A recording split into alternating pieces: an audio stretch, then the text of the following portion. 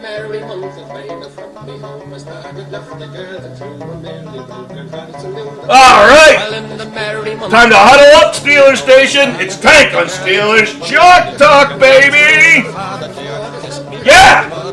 You know what that is, Waterboy? Yeah, the Rocky Road Guy. The fist fight's about to break out in Cincinnati between your Pittsburgh Steelers and the Cincinnati Kitty Cats, who somehow got to the Super Bowl last year. And, well, of course, they lost to the Los Angeles St. Louis Rams. But a fist fight is about to break out. Hey, good morning, Wheeling. Pittsburgh, how we feeling? It's game week, baby. Oh, that song gets me fired up, Waterboy. I couldn't agree more. I love it. Yeah? All right. You don't look like you love it, but all right. We're going to keep going here. I turned that thing off. Okay, I got to settle down. Good morning, Wheeling, Pittsburgh. It's Tank with Steelers Chalk Talk. All right, if you're listening in on Saturdays at 10 a.m., you know we were doing the Golfing Around Radio Hour with my good buddy Rich over there at the Wheeling Country Club. However, I mean, Waterboy, golf season's still going for me, September and October. You know, you don't golf, do you? I do not just yet. What's wrong with you? That's a good question. No, seriously, on a myriad, I'm not even talking about the golf. What's wrong with you? I mean, what kind of neuroses do you have that Uncle Tanky needs to talk about? I mean, I'm working on... How you doing with the broads? Doing great. Yeah? Is there multiple broads in your life? Or? Just the one. Just the one?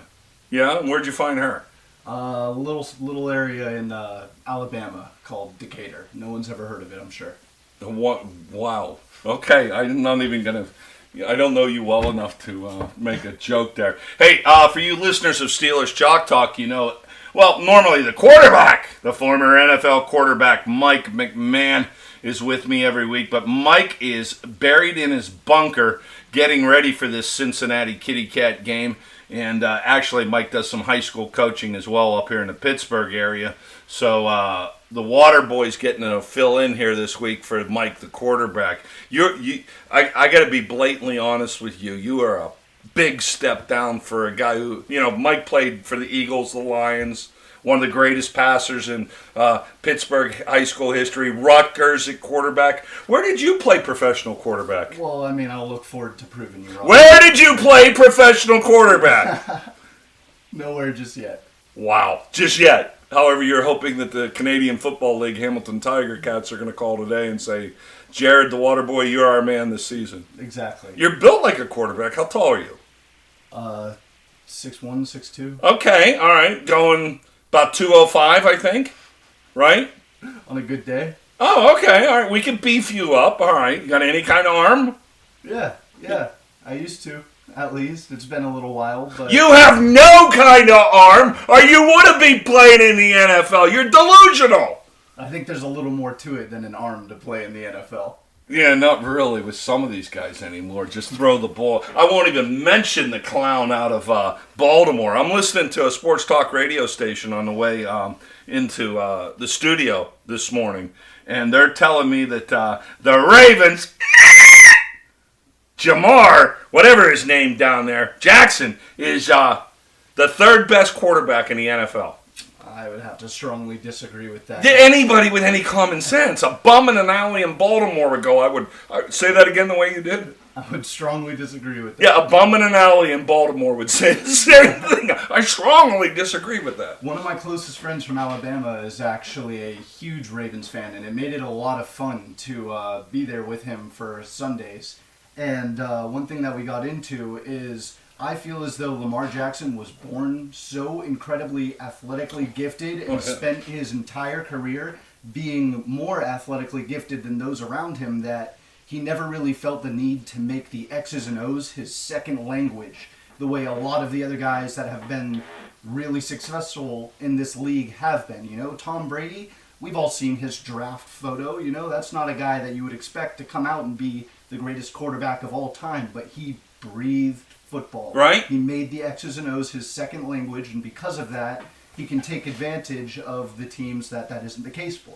Yeah, I would agree with that. That's a brilliant... The Water Boy comes up with a brilliant synopsis. I absolutely agree with you. You know, that's, in the Pittsburgh area, we had LeVar Arrington. Great great Penn State linebacker, great linebacker, down lineman, whatever the hell he was with the Redskins.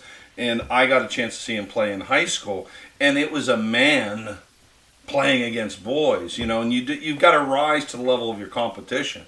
And I would agree with Lamar Jackson analogy. He was probably the same way like LeVar was, right? Just so dominated, and you don't have to rise to the level of your competition. But he doesn't even have the arm. I mean, why are we talking about the Ravens? Ratbirds. Yeah, the Ratbirds, that's for sure. Hey, you're listening to Fox Sports Wheeling Pittsburgh. I'm Tank Tantlinger. Just strapping it up this little week, taping it up with the hands and the knees, putting on my bull collar, getting ready for Steelers season. Tune in every Saturday morning here on Fox Sports Wheeling Pittsburgh for Steelers Chalk Talk with me and Tank. And, well, what the hell, we'll throw the water boy here on the roster as well. All right, so much to talk about with your Steelers heading into the 2023 campaign. And Mike's used to this, my revisionist history. I mean, there's an old saying, those who forget the past are doomed to repeat the past.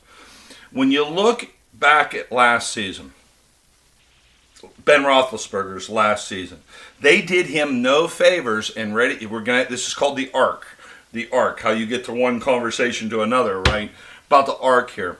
They did him no favors, and this was apparent in game number 2 through the whole season with that offensive line last year. The offensive line coach gets sent packing. I mean, he didn't even make it through the end of the season. Yeah. He's with the Oregon Ducks. I don't even know if he's still with the Ducks. Last year he gets released before the end of the season. The line was so bad, Jared.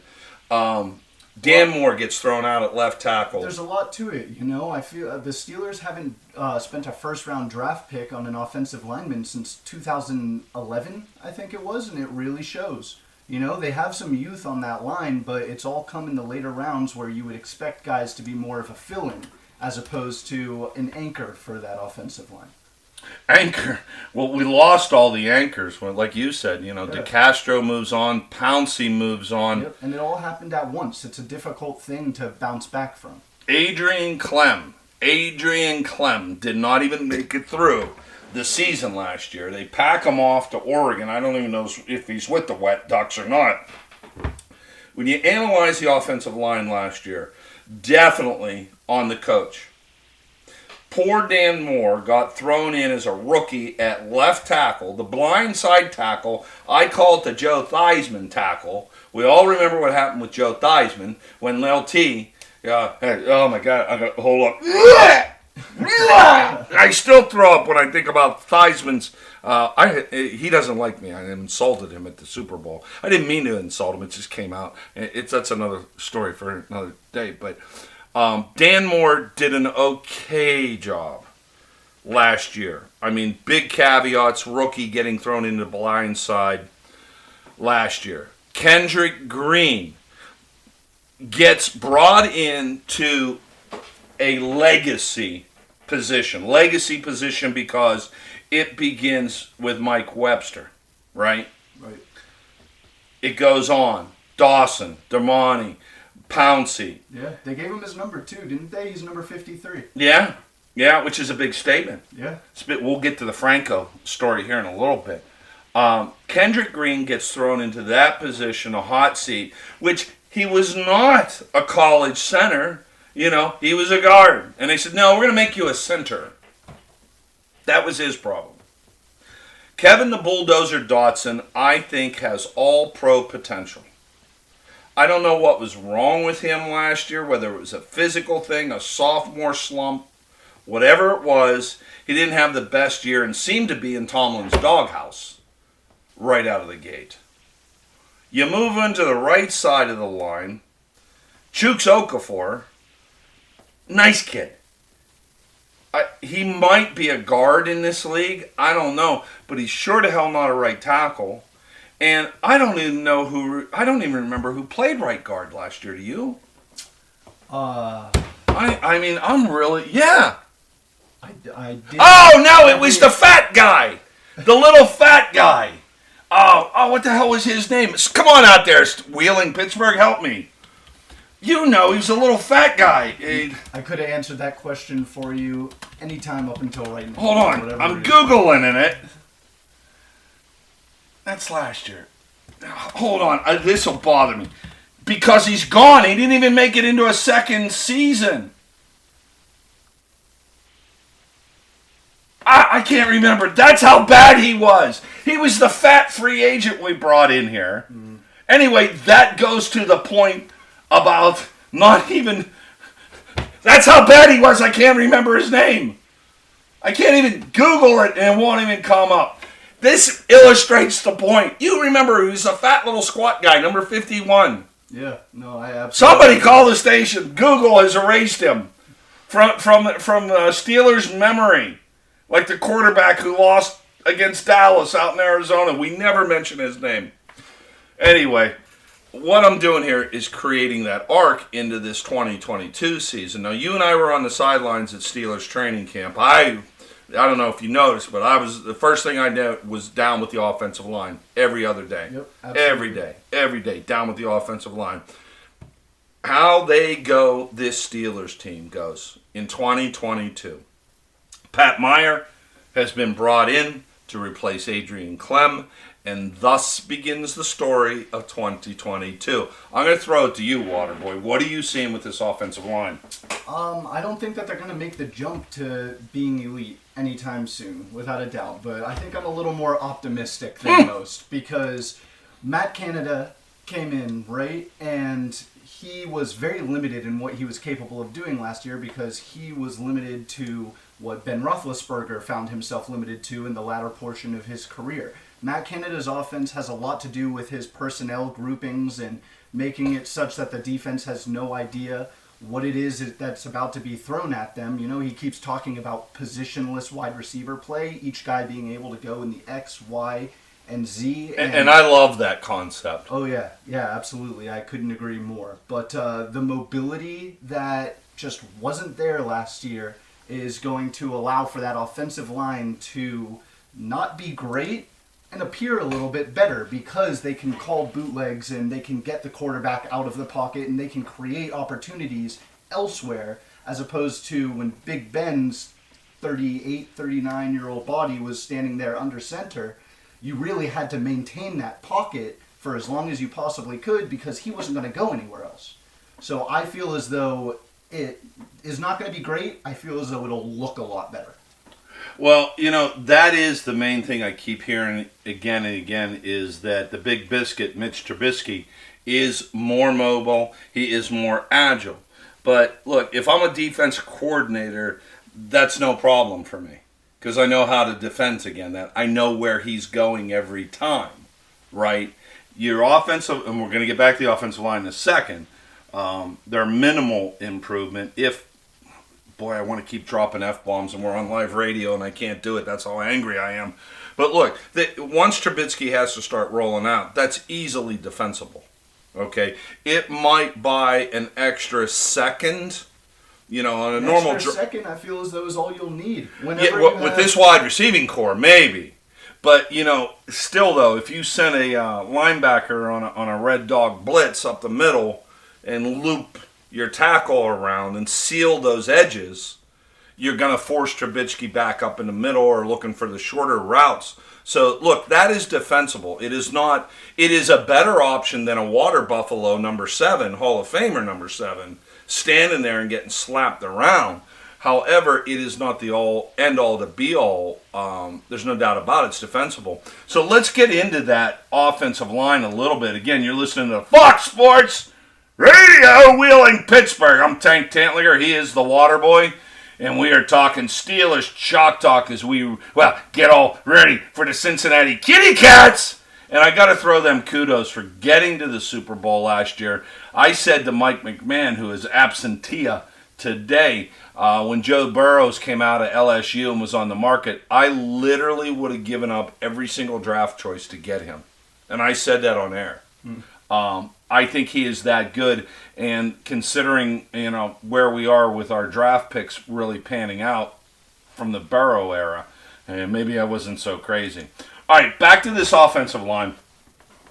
And it's got to start again with Dan Moore. Yes, there's some improvement there. Primarily in the run blocking game, I would say. I've seen a lot to be desired in pass blocking. Oh, there's no doubt about it. I mean, the Seattle game alone, Seattle was playing some weird, crazy West Coast flex defense with 2 down linemen, and you would have thought that would have not been problematic. It was! With 2 down linemen and a floating outside linebacker, and they still had problems. Images of Deacon Jones and Mean Joe Green and a 4-man front with Dallas horrify me with this offensive line. Yeah, Dan Moore has stepped up, but he's not getting, and you're going to hear this from me all season long about this offensive line unless they get Russ Grimm off the mountain and go get my buddy Jim Sweeney from Pitt and the New York Jets. Jim is looking for a coaching job right now because they canceled the Albany football program. Best thing the Steelers could do right now is make a phone call and take some chocolate, box of chocolates up to the mountains and give it to Russ Grimm and say, we need your help. And get Jim Sweeney here in Pittsburgh and say, Jimmy, we need you to come home and help Pat Meyer out. Well, actually, put Meyer in the back of it. I liked Meyer. I talked to him at camp. I feel so bad for him because I like him, but he's not getting the job done, and it's obvious. Dan Moore needs coached up. Big time. And we'll get to why here in a little bit. I mean, how much time have they had together at this point? You know, it's not something that you're going to snap your fingers and it's going to be fixed. The offensive line is a position that takes a whole lot of continuity and trust in the guys beside you. And this is a group that is very new to each other. You know, James Daniels hasn't been here. Mason Cole hasn't been here. Kendrick Green and Dan Moore Jr. are both guys that struggled so much last year that it's become something of a head game for them. Their focus is so much so on making sure that I don't mess up, that they don't have enough faith in the guy beside them such that it's working as a unit as opposed to just making sure I'm not the reason that my quarterback gets sacked. Right. And that continuity is the thing. Here's the thing. Even on the short end of this group, all the offensive linemen, let's call it 4 months since OTAs. They've had 4 months. And this is a big, bold statement coming from an old fat man. If you gave me that group in 4 months, I would make them into killer Rottweilers. And I would teach them how to pass block and how to run block. I can boldly say that because why I reference Russ Grimm, why I reference Jim Sweeney. And I wrote a story last year and put it out on the internet about the lineage of Joe Moore. Kid, do you know who Joe Moore is? The name. Okay, that's no. You do not know who Coach Joe Moore is. Well, you know what? When we get back, we're going to talk about, well, one of my favorite coaches of all time, and his legacy is just tremendous, Coach Joe Moore. And anybody that knows football in this area knows Coach Moore. The kid's from Laguna Beach, California, the water boy here. Hey, this is Tank Tantlinger, and I'm chewing the fat with the water boy Jared here as we get ready to kick off this NFL season as your Steelers will match up against the Kitty Cats in Cincinnati this weekend. So we're going to head to the commercial break, and when we get back, we're going to talk more offensive line problems, more inside linebacker problems. Have they solved the cornerback problems? I don't know. We're going to go to commercial on the rocky road to Dublin.